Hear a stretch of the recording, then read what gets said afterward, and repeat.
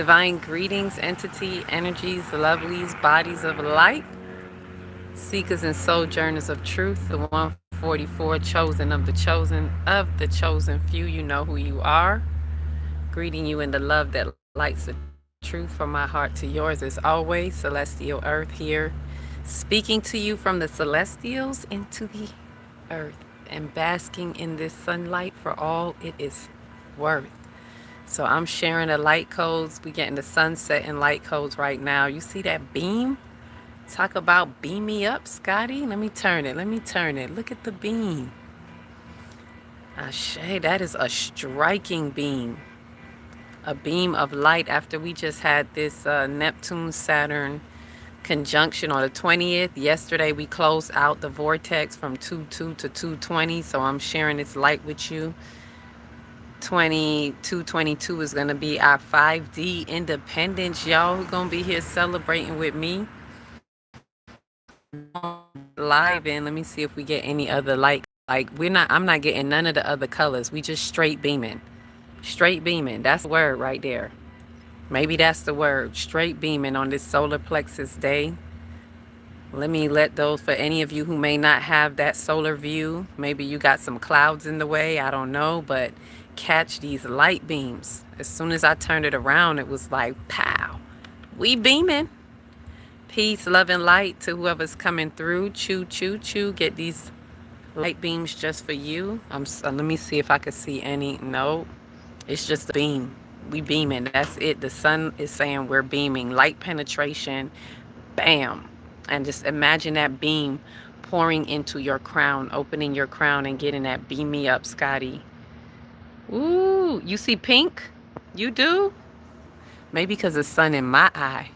All I could see is the beam. Let me see if I tilt it a little bit. You see the cut the hue. Look how far the beam go out. Y'all never mind my garbage can. I'm just in the backyard getting what I can. I don't see any. I don't see the green. I don't see the pink, the purple. All I can see is the beam. Beam me up, Scotty. Beam me up. Ow. Let me turn it around. I'm in the light. I'm in the light. Catching the light codes. I'm sitting literally in the corner. This is not one of my usual spots. For those of you who know, I'm on the tick of the tock of the cosmic clock. Light it up, and it just don't stop. All right. I could see the green. You saw the green? I saw nothing but beam. I could see the beam. Beam of light right here in the middle. Beam my third eye like it's beaming on me right now. I'm getting the bit of it before it goes down. So happy solar plexus day to you. And why am I saying that? Because today's a solar plexus day. For those of you who got the 5D calendar, check your calendar. Saturday is a solar plexus day. And we are on our solar plexus workshop this entire weekend. So it's a whole lot of solar plexus vibes going on. I just saw my trumpets, my little yellow flowers. I was blessed to see 2 trumpets that sprung forth since we was doing some grounding work, changing the soil and whatnot. So seeing sprouts of yellow, seeing the yellow golden sun kiss my skin, getting these light codes, letting the light codes come in and penetrating our energy field, our auric field. So the solar plexus, as some of us may, if you're not familiar, whether you are or not, the solar plexus is what they call the third chakra coming up from the root, coming up right at your what they call this again, where your sternum is, your solar plexus. And we're in the middle of the workshop today. We started yesterday. Today's the second day. We're in the transition time where we're going to actually move through this on the second level, on the second step. Second level, the body of it is always the transitional aspect. It's always time to make a movement. This is the chrysalis time. So as I was sitting out, I didn't get much of my meditation today, but when I came out this morning, the first thing I wish I could have went live right away, but I had some things to do. I'm balancing my North Node Virgo, y'all. We getting it together up in here. Practicality is a balance of spirituality. So as I was sitting out, and I felt like I really got to share that with a lot of us, I've been saying that things are falling. Our old identities are falling. This is why I'm doing the solar plexus workshop, because it is the identity body. It is the mental body. Ooh, the sun is like, I could see it's going down some because I could see barely. So the identity body is our solar plexus, and it's our mental body. It's what you think of yourself. It's what you know of yourself. It's your I am. And it is also where a lot of us are getting attacks. We've been getting attacks in these lower chakras. Everything that the opposition that has been working on through the system that can do, we get these hits in our lower chakras, because that's what we live through. We live through the root, through the sacral, through the solar plexus, up into the heart. Not many people live through the heart frequency. You have to really build it up into that heart frequency. But the solar plexus is the mental body, and it is the identity body of how you think of yourself, what you know of yourself. And a lot of times we think we know ourselves, but we don't. Everybody like to say, you don't know me, you don't know me. And this is where I like to say, no, you don't know you. Let's all just be honest and admit we don't know ourselves like we think we do, because there's a whole subconscious mind. See, y'all hear the woo, woo, you hear the emergency, emergency, emergency. We don't know ourselves like we think we do. And this is an emergency and an urgency at this particular time, because what's falling away, a lot of us are not recognizing it because we're so busy wanting to hold on to it, right? And I'm sharing that because of what happened this morning while I was sitting out there and meditating, and the leaf, the tree that I usually sit under, my elder tree, a leaf fell, and I saw, okay, leaves are falling, and it was yellow, and I know I'm on this solar plexus, so it's like yellow, the identity body. But as it was falling, it got stuck on a branch, like on a limb. I've never witnessed that before. It's like, wow, just one leaf, it just got stuck just like that, and it's like something that is like little shrubs that kind of grow on the branch. It's almost as if there's something there that it kind of itched in or got stuck in. And I say this because a lot of things are falling away from a lot of us, but we're getting stuck. We're getting stuck, or we are stuck. And the tree represents you. As I say this, think of the tree. The tree is me. Some of us need to say that to ourselves. The tree is me. Just as you see the tree, see that as the core of your being, your spine. That is a tree that branches out. All of the nerves and everything that branch out from your spine, those nerves are the branches that are coming from the core or the trunk of the tree, which is you. You're that tree. It's why they say in that verse, in that Bible, when they're talking about the serpent crawling up in the tree, that's the sensations that are crawling up in the tree. And what we do with that sensations is on us. How we recognize those sensations are on us. Are you going to be activated? Are you going to allow the feminine energy, which is your subconscious mind, to just take it in and run with it and appropriate? It has to be recognized through the feminine. It has to go through what? The feelings. And the feminine is that feeling. So anyway, let me digress. I could get back to that. I want to stay to the focus of this leaf, because what's happening is that leaf is representing parts of us that are falling away. The leaf is falling out of the tree. There are parts of you that are falling out of this tree. You, the tree. There are old ways, old concepts that are falling out of this tree. There are people, old friendships and relationships that are falling out of this tree. Yet it gets stuck. So the leaf wants to fall out. The leaf is falling out, but it gets stuck. It means that we hold on to something. We, the tree, will not let it be. Whatever it is that needs to let go, we're not letting it go. And that is the hiccup. And a lot of people are not recognizing that, because you're trying so hard to hold on to something that is falling away because it's not looking the way that you want it to look.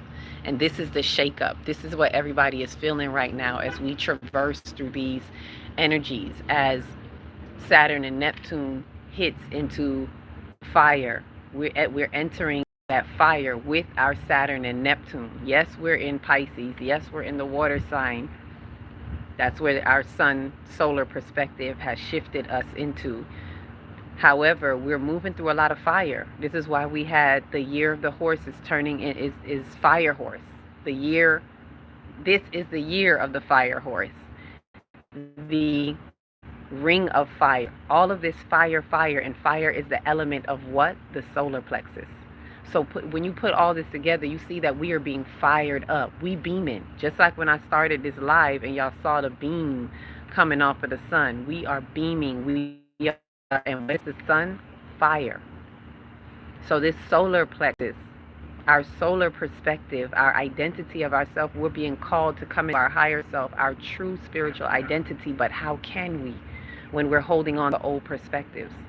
How can we access that new dimension of our soul, that new dimension of our minds within the next timeline while holding on to the way we want things to look? And I'm saying this so a lot of us think twice, think thrice, how they say it, once, twice. Think about it 3 times if you must. Rethink and rethink some more. That's what repenting really means. Repent means to rethink. It's not about going to a pastor and trying to, oh, I must repent my sins. Repent means rethink about your mistakes. Repent my sins means to rethink about your mistakes. Where have you taken a misstep or a mistake in the journey through the dimension of your through the dimension of your soul, the dimension of your mind? What are you holding in your identity body that you think should be this way, but that's not really what it is? Ashe. So that leaf that was falling today, it was a perfect example of what I am witnessing happening, what a lot of us are witnessing happening. And some of us are wondering, like, why is this? Why it gotta be? Because you're holding on to something that needs to fall away. It's trying to fall away from you. It no longer serves you. The universe and the intelligent life force energy all around you in your energetic field, our information field that surrounds us, that we move in, our light body, our Merkaba ship, light body is doing its best to guide you. But instead of you saying, okay, this leaf is falling away and I need it to let go, it's stuck. A lot of you are suffering what you are because you choose to be stuck. And a lot of people may say, well, I don't choose that, but you do when you can't let go of a certain type of idea, when you can't let go of how you see things happening in your identity. And what do you have as your identity? Who labeled you that? Who told you, as Malcolm X would say, who told you to hate yourself? Who taught you that? Who taught you to build up antibodies for your true self? And that is essentially what is happening. We're reckoning. Oh, it's a day of reckoning. We're recognizing that we got antibodies, y'all. We're recognizing that there are a lot of antibodies that we are entertaining. The word entertain means to enter and attain your mind. That's just a breakdown that it was given to me. I'm not saying I looked it up and saw that, but let's use our common sense. It is to enter and attain your mind. Be mindful of what entertains you. Be mindful of what is pleasing to your eyes. Be mindful of what is comfortable to you. A lot of people are sticking to things or doing things because it's comfortable for them, and not being able to follow divine timing because it's comfortable. You know, this where I'm at right now. This is what I'm doing right now. That can wait till later.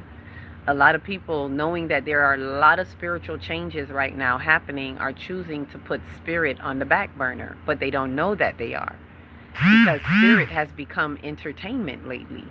Spirituality and living in a divine connection with spirit has become entertainment for many. Oh, I'll do it when I get to it. Oh, that sounds fun. Oh, let me go and do this course or whatever it is. But you're not doing it with the right connection in mind. And you're entertaining your soul rather than transcending the truths that you need to behold, transcending the lies to attain the truths that you need to behold. And so The identity body is really feeling that shift. We're going through the chrysalis. We're going through the chrysalis stage, and it don't feel pretty, and it don't feel neat, and it don't feel nice like sugar and spice.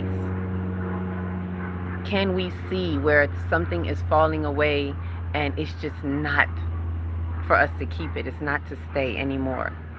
Your idea, I invite you to ask what titles you carry. This is something I asked in the workshop last night. What are the titles that you carry? And titles mean everything, not just your job title. I'm talking titles.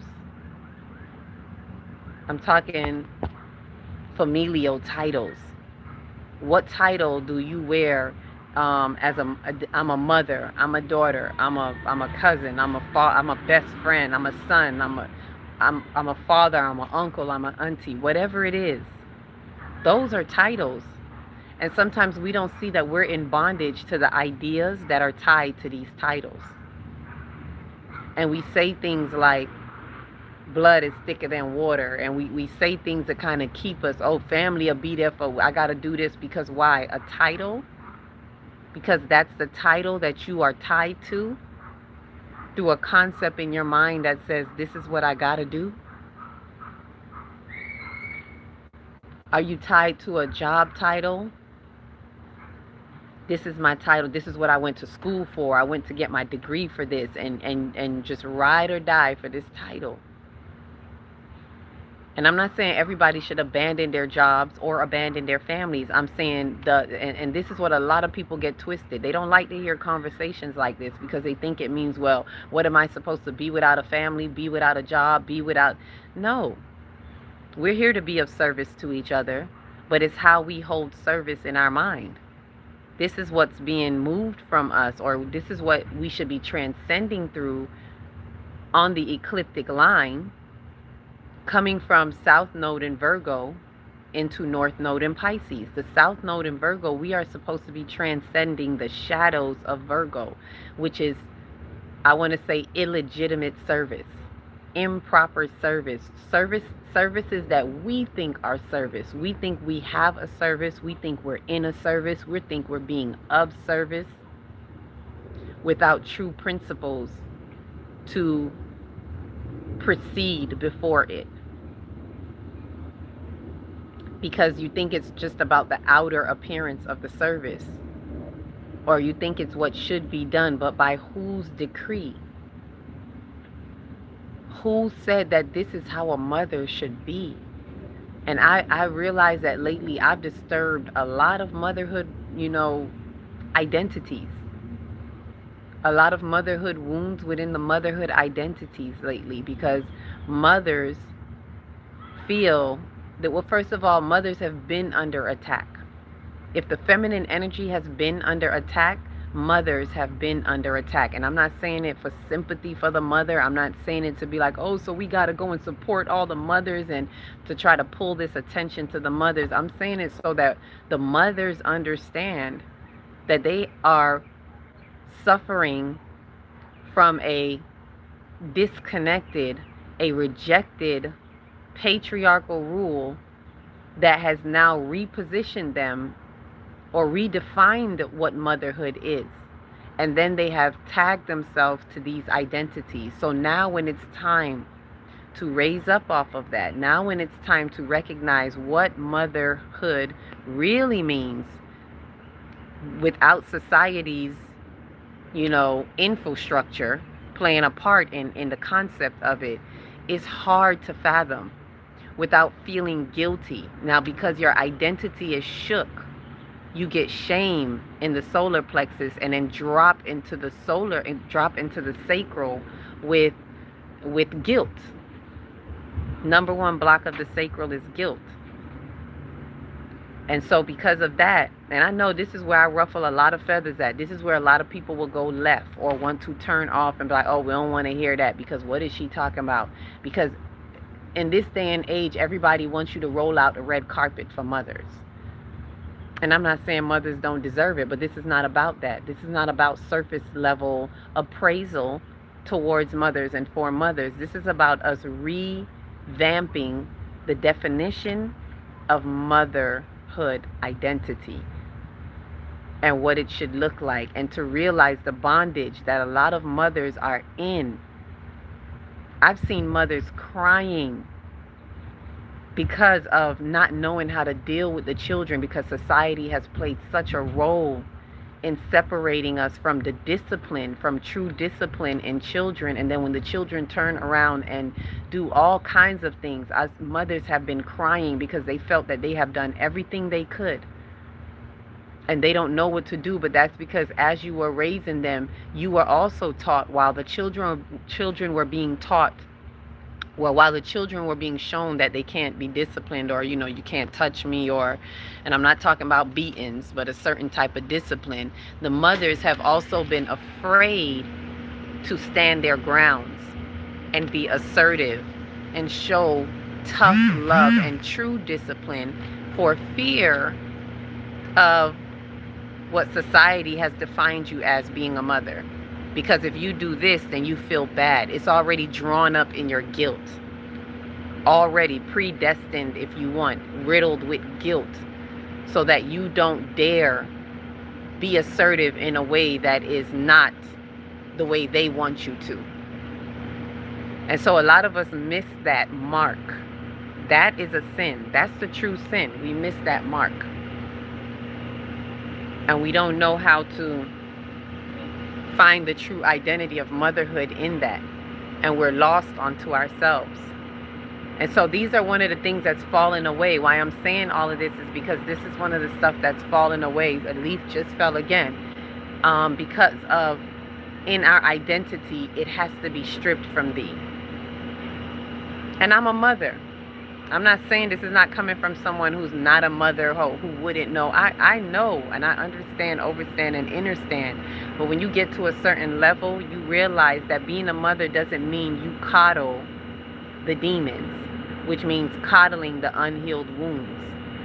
The unhealed wounds in you will also be the unhealed wounds in your seeds and your seeds and their seeds. And this is how generational curses transfer and continue and perpetuate in the lineage. And we don't see them, because all we see is, oh, poor baby. We coddle them.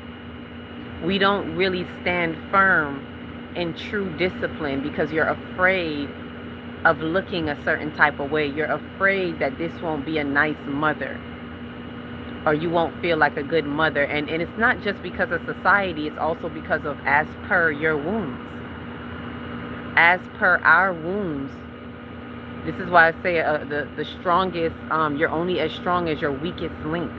So wherever you have any wounds inside of you, those wounds will perpetuate down the line. And as you are dealing with your children, you're going to be bound by your own wounds, and you're going to be eclipsed by certain perspectives when it comes to dealing with the children. You're going to want to not do things a certain way, and then you're going to not know how to. You're going to say to yourself, well, I don't know what to do, and that's because you've blinded yourself behind your own wounds onto your children, or through your children.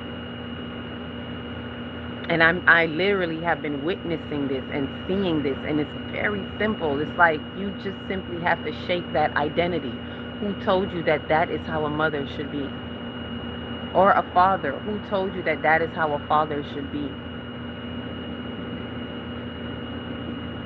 So when we let go of society's identity, imposition, family, traditional identity imposition, the energetic cults that run through them,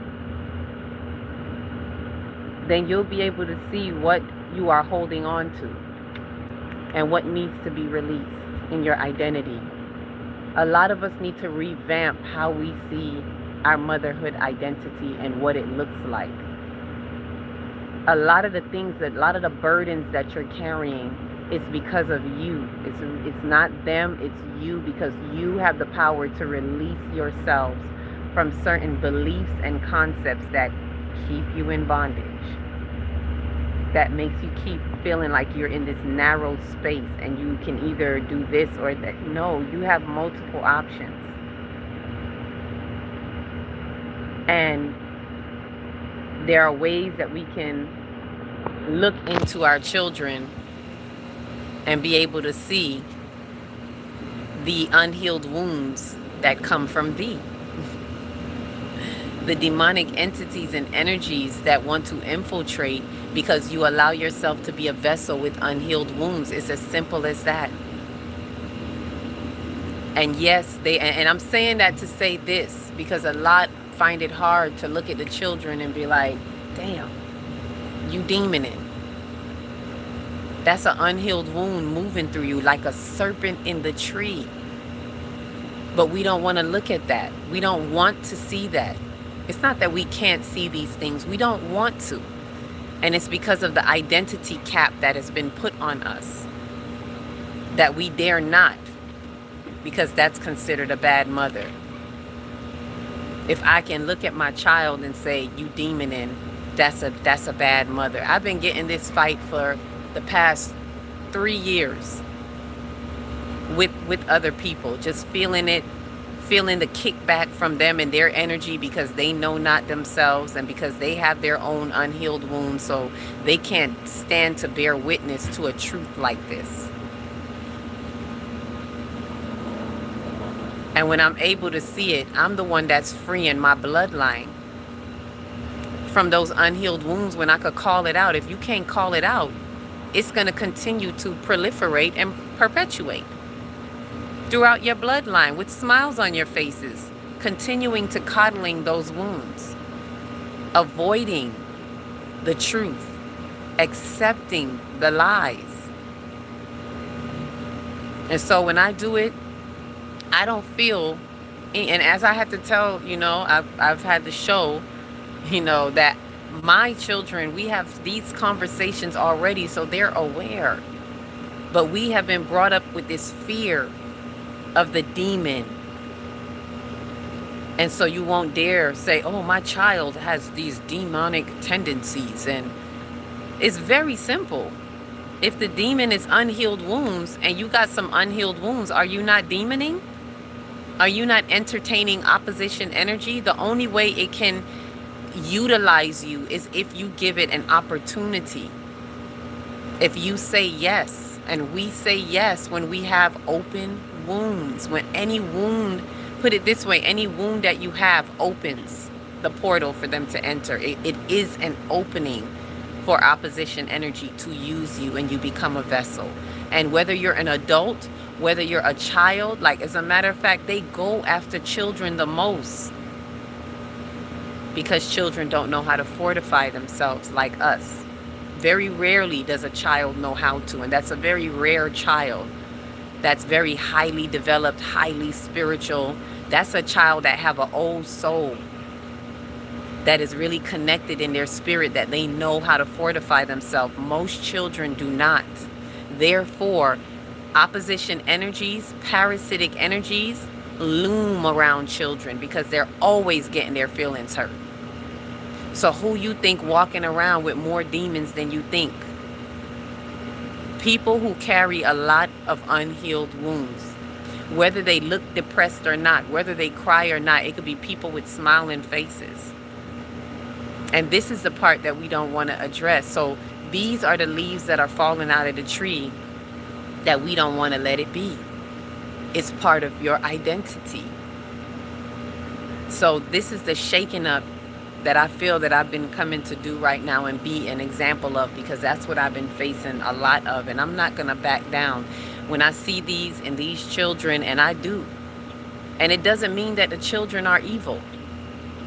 It means you can recognize when they are operating through unhealed wounds and allowing opposition parasitic energy to operate through them, and it will be used against you. That's the funny part people don't see, and you wonder why your children cutting up on you.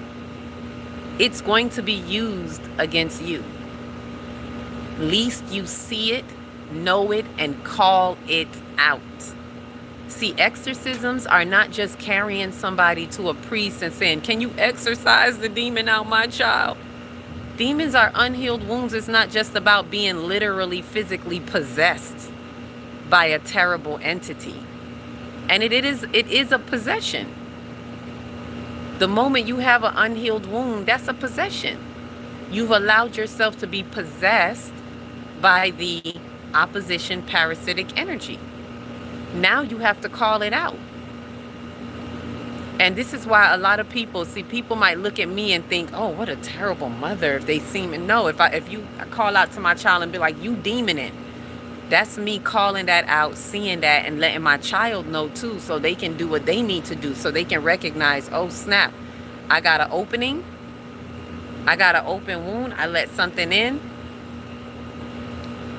Because only they can close the doors, only they can close the portals. I can't make them not be wounded. If they're wounded, only they can change the thought. We are the thinker that thinks the thought that creates the thing. So only you can change the thought that closes your wound or that heals your wound, however you want to look at it. So when I call it out, that's so that they can call it out as well. So they can empower themselves and say, oh, okay, I got an open wound. I need to take care of that. I need to, yeah, you need to go lick your wounds. You bleeding out here in these spiritual streets. And the the bloodthirsty hounds are all around and waiting to get inbounds inside of you, inside of your children. And if you don't fortify your children, if you're doing things around them, what do you think is going to happen? If you are parents that are arguing, that are bickering, that are having manipulation tactics, and you think the child don't see that and pick that up, and you think that energy doesn't jump over from them into the child if the child doesn't know how to fortify themselves, they're open to the energies that you open. So if you walking around with wounds, so are they. And this is why I don't practice sending my children to other people, because if you're not practicing to look for demons, then you can't watch my child. If you are not practicing to look for wounds, then you can't watch you're not a good watchman. Watching my child just doesn't mean make sure they eat and sleep well and whatever. Yeah, that's good. I'm glad you got the physical aspects covered. But when it comes to spirituality, when it comes to a true covenant, you do not have the covenant to watch my child. And that's why I don't leave my children with people. So they may be looking at me like I'm harsh. They may be looking at me like, damn, who leaves their children with her? A lot of people that do, their children are blessed. Every child that has been left with me have come back and thanked me. And I've worked with a lot of children. And I've talked to them in ways that their parents probably wouldn't never talk to them. But that's what they appreciate. And I've had children tell me that, like, you never held back. But I still always felt the love because it's truth. When you talk to children in truth, that's the love. Right? Can you blow the wind of healing in my stomach, please? It's pain on my right. Oh, you having pain on your right side. That is the masculine side. Take a deep breath in. And you have to be able to open and receive. And as you receive, know that it is something in your identity. If it is your stomach, it is your solar plexus. What the feeling is going to tell you what it is. The pain is going to tell you what's happening. So you have to know what you want to release, what you want to let go. Chances are you're here for that, for a particular reason. If you popped in right in what I'm saying, you may be a parent that has to go through what I'm talking about right now, or you may be the child of a parent that has to release themselves from this. So take a deep breath in. See yourself receiving the beautiful golden yellow light into your solar plexus. Deep breath in and out.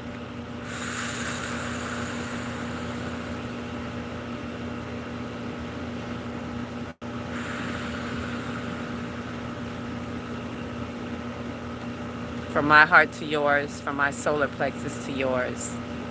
Let whatever needs to flee, let it be. And so shall it be in the truest of your identity. Ashe. I need a big wind. Gust. You need gust. Roll it up, roll it up. Put your hand on your solar plexus. Feel your crown opening. Allow what needs to flow through to flow through.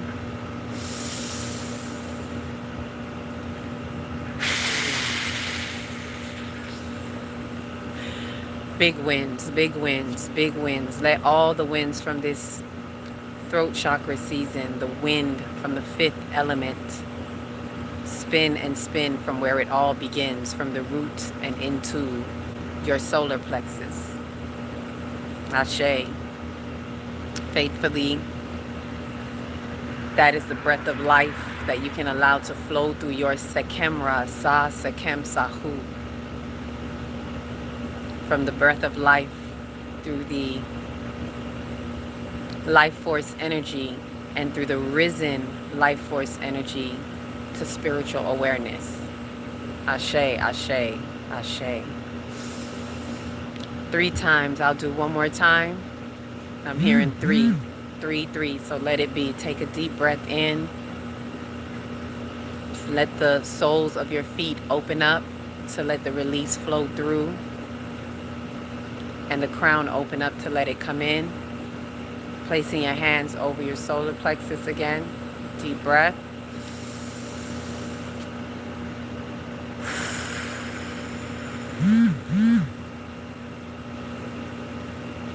Ashe, Ashe, Ashe.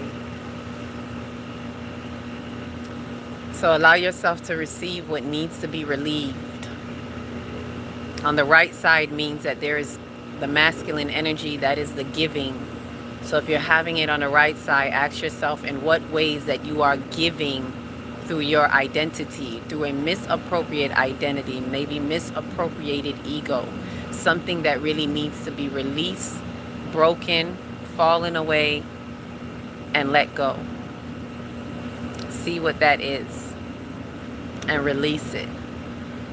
So as I was saying, the children that we have, they know, the children know who is there for them in love.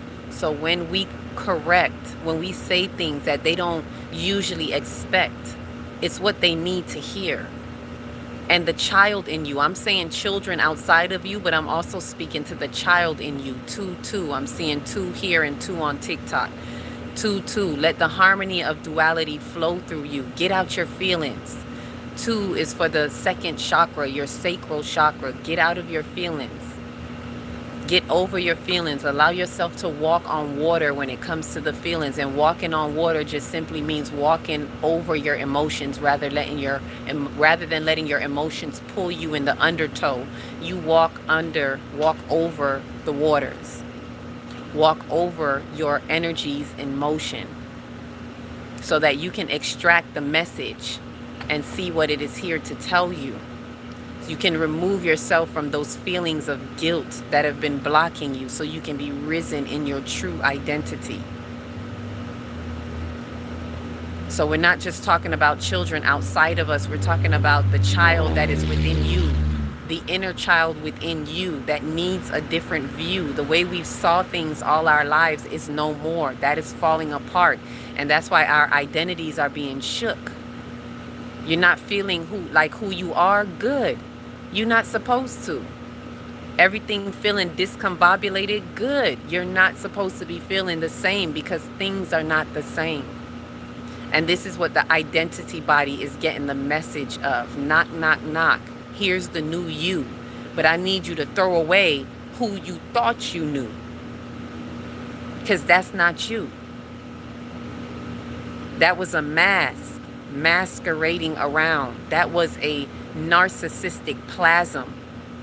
I don't even know why I said plasm. I don't even know if that's a word. But it's not you. And so what's happening, like I said, with a lot of us is we're not recognizing what needs to fall away. Check every scope of your identity and ask yourself, why do you label it this? Who made it that?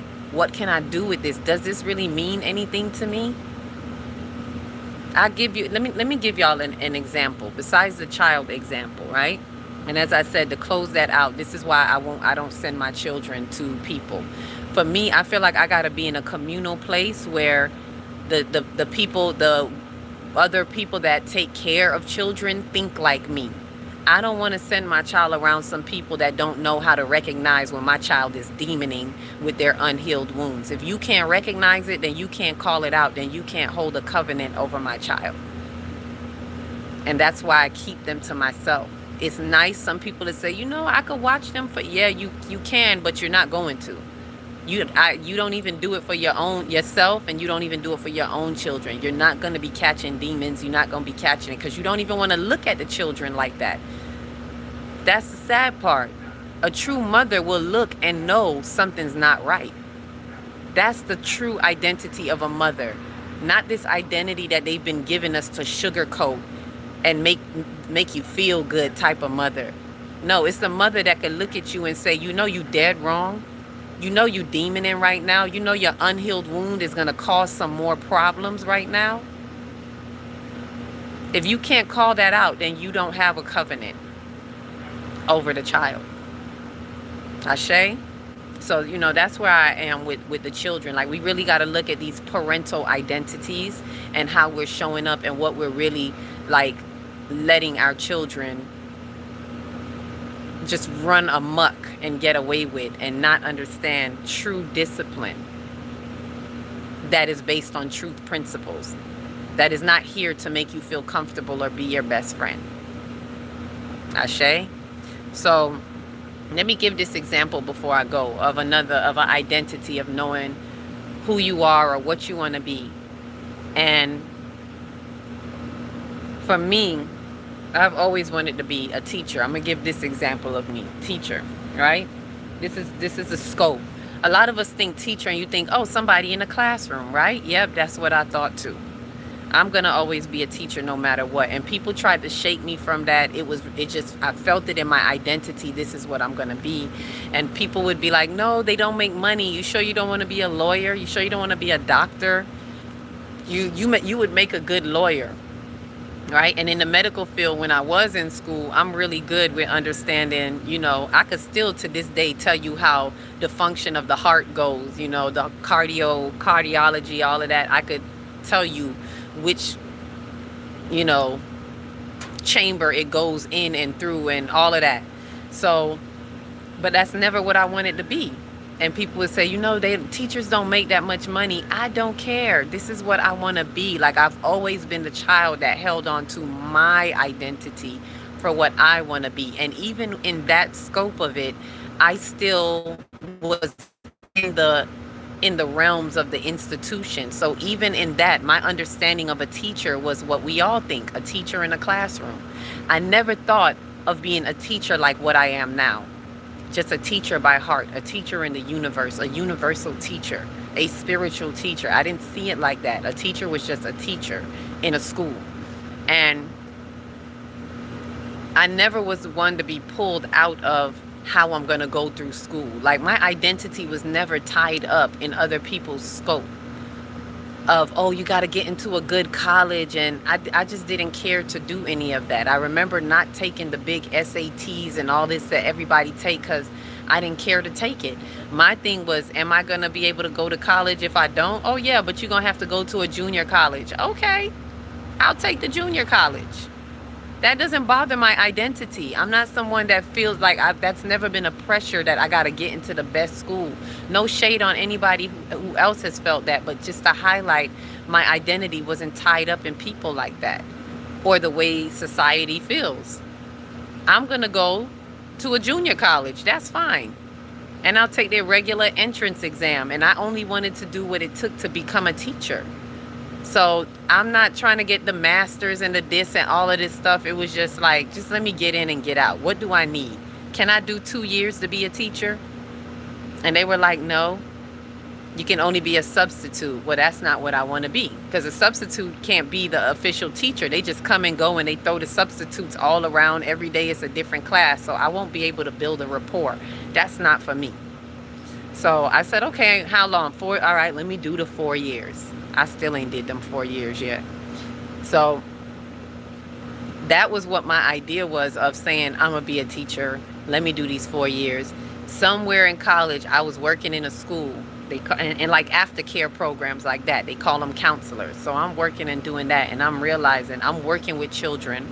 I'm doing what I do, doing what I love. I don't even care that the paycheck is a little less to nothing.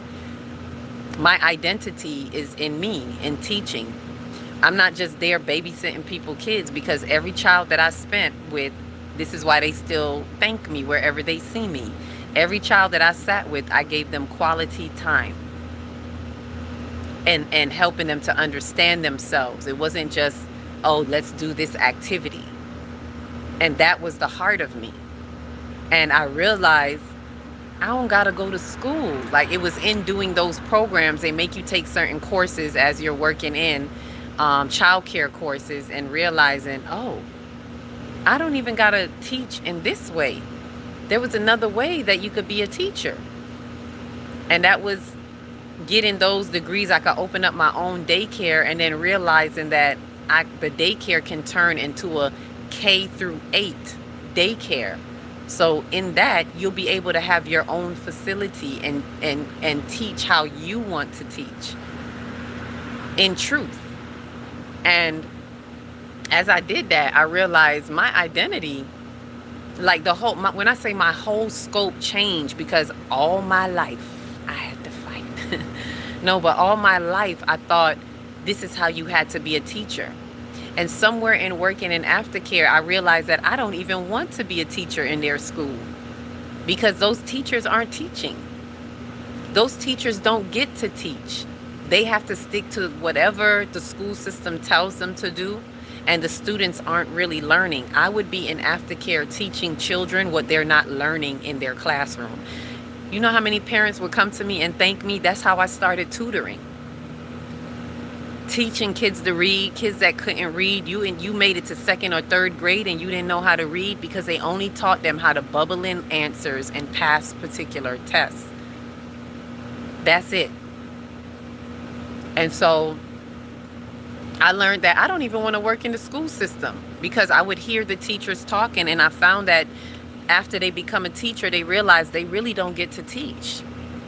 They gotta throw everything in the children's face, and basically they teach them to take tests, right? And this is particularly in the school that I was in the system, in the county, whatever it is.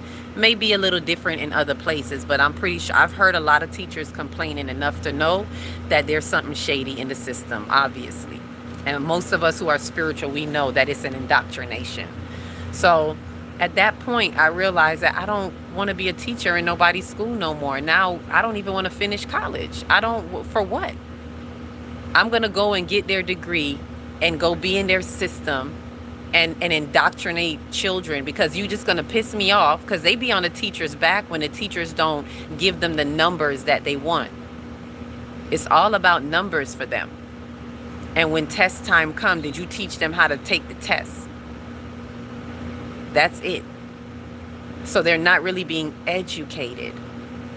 So what's the purpose? So now I'm re-looking at I'm saying this so that you understand the identity, how we have to strip ourselves of these definitions of what they define and what we consider our identity. So I had to say, this is not the teacher I want to be. No thank you, no ma'am, no spam, no ham. I'm out. And changing that idea, changing that scope, and looking at, okay, how else can I go about this? And began to open my own dance studio. Because at the time I couldn't get what I needed for my own daycare, but I could open a dance studio.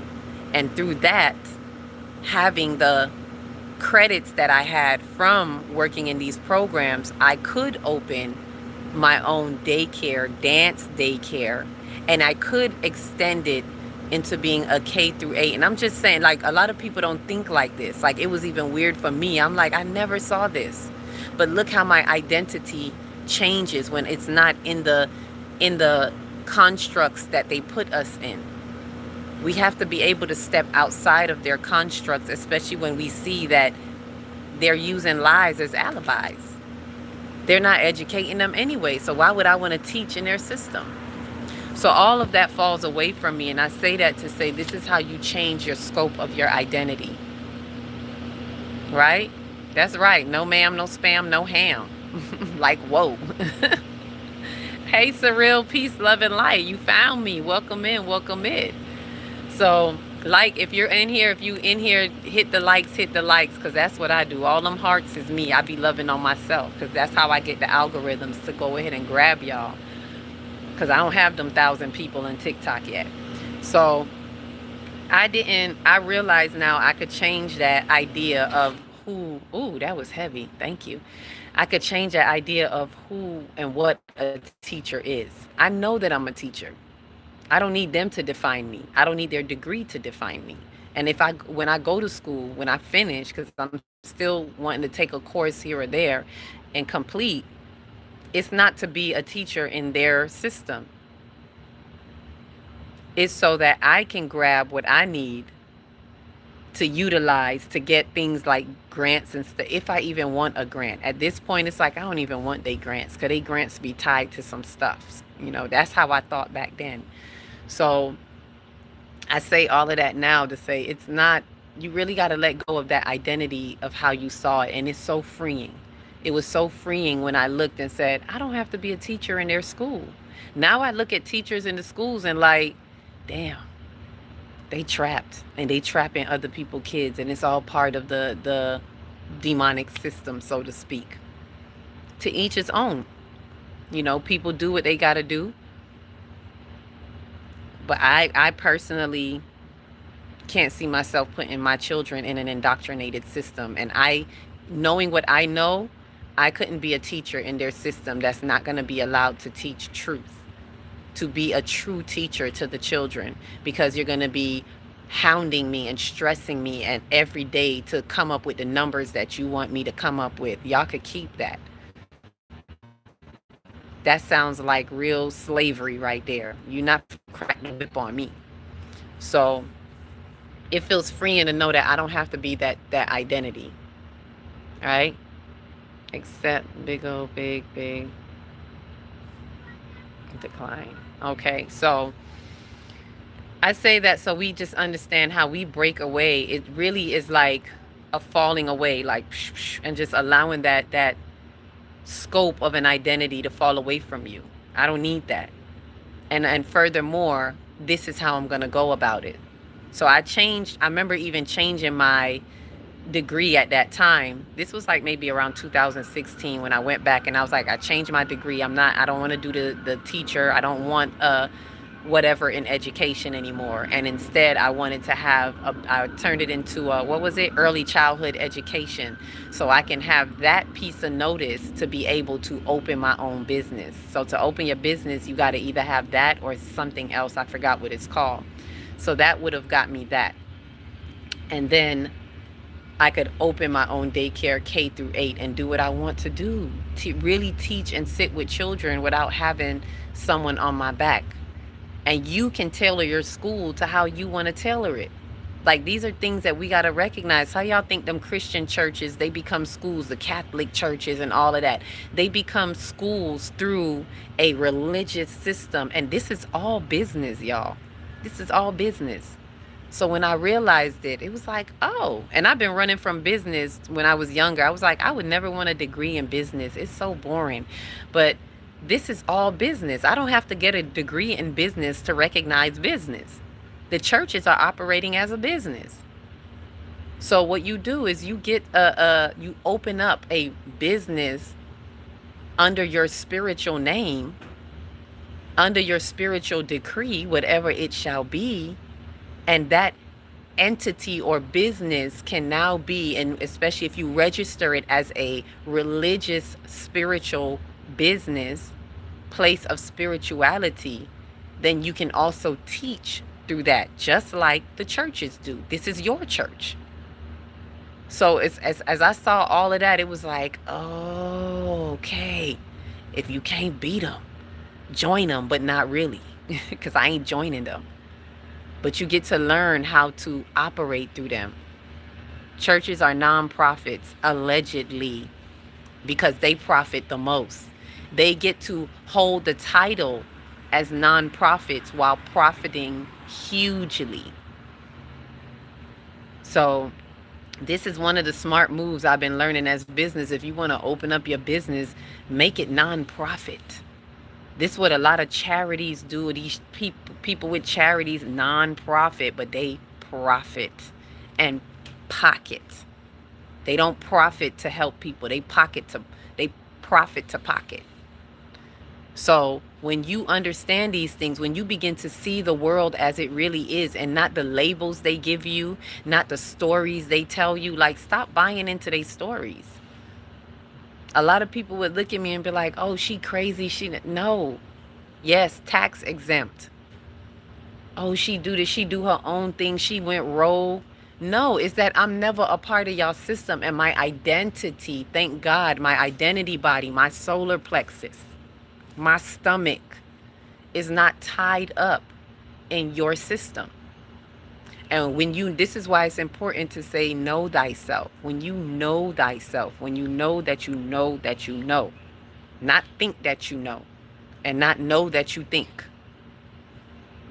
When you know that you know that you know that I am, there's nothing that you can give me as a rule that I gotta follow. I am in no obligation to follow mankind's rules, and I don't feel guilty about it when I know that it's not aligned with spiritual principles. I don't care how it looks on the outside. That's not my identity. And guess what? I'm not going to get in trouble because I'm under spiritual laws and under spiritual authority. And because I walk in my authentic authority, I don't worry about getting in trouble with mankind. Trouble for who? How can I get in trouble by some terrorists? Any of the laws that they could have here, it's null and void to me. Because who are they to judge? Who are they to set any rules when they have taken over a country? Let me not even go into that, but let's just be real. I don't want to go deep into that, but let's just be real. When they have taken over a country through tyranny, through torture, by killing, through genocide of killing off a whole bunch of people and enslaving a whole bunch of people, who are you to make rules on a land that doesn't even belong to you? I don't stand under one nation, you're not my authority. And when we understand that, we don't got to walk around with guilt whenever you do something that is not under their laws. There's no real laws. They're ordinances, by the way. Y'all look that up. They're ordinances. They are not laws. Spiritual laws are laws. That is what you abide by. Mankind's laws are ordinances, suggestions, if you will. Just like evil. Evil has no real power. It's only a suggestion. But that suggestion goes a long way when you got open wounds. So watch what's around you, because your wounds will be your doom. Got it? Get it? Got it? Good. So that's what I share with y'all. I'm going to go in as I get ready for the rest of this little evening, get prepared for our solar plexus workshop. And I lost a gentleman's name, the one in here who was having in TikTok that's having something in the side there. You may want to step into the workshop if you need more, because that's your solar plexus. So you may be in alignment for this solar plexus workshop. So if it applies to you, if you feel inclined to, go ahead and email me, akilatextree@gmail.com, AKILAHTEXTRI@gmail.com. Email me, and I'll look out for it before we go on. And if you're interested, I'll go ahead and send you the link so that you can tap right in. Ashe. So with that, sending you all lots and lots of love and light. Thank you for those who came through. It would take surreal to find me in here. You a real one. You a true one, because not everybody could find me on the TikTok live, right? They want to know, are you accepting Cash App? Oh, Cash App. I'm still only having Zelle. I don't have Cash App yet. I'm thinking about seeing if I can open up my own Venmo. Is that how it is? I'm going to see if I can open up my own. I was thinking about it yesterday or today. So that'll be another option if you want to pay, if you want to donate. Right now, if anyone wants to donate, you can donate through Zelle. Same email, akilatextry@gmail.com. And the donations go a long way as well, as we're still taking donations for the family. In Jamaica, I'm still taking donations for that. So whatever you can give, it really does go a long way. And whatever you give me for the workshops, I take the proceeds out of that as well. A percentage of the proceeds now. Before I took 100%. Now I take a percentage out of the proceeds and put that towards the donation. So if the word sits well with you, feed what feeds your soul. So if your soul felt fed through any of this information, and if you feel led by the powers of this sensation, then so be it. Release the flow of currency, of energy, which is your true currency, to allow the manifestation of another currency to flow through. So with that said, sending you all love and light. Thank you for your divine light. And those of you that's going to be coming in tonight, see you then while our souls take flight. Ashe, ashe. Peace, love, and light.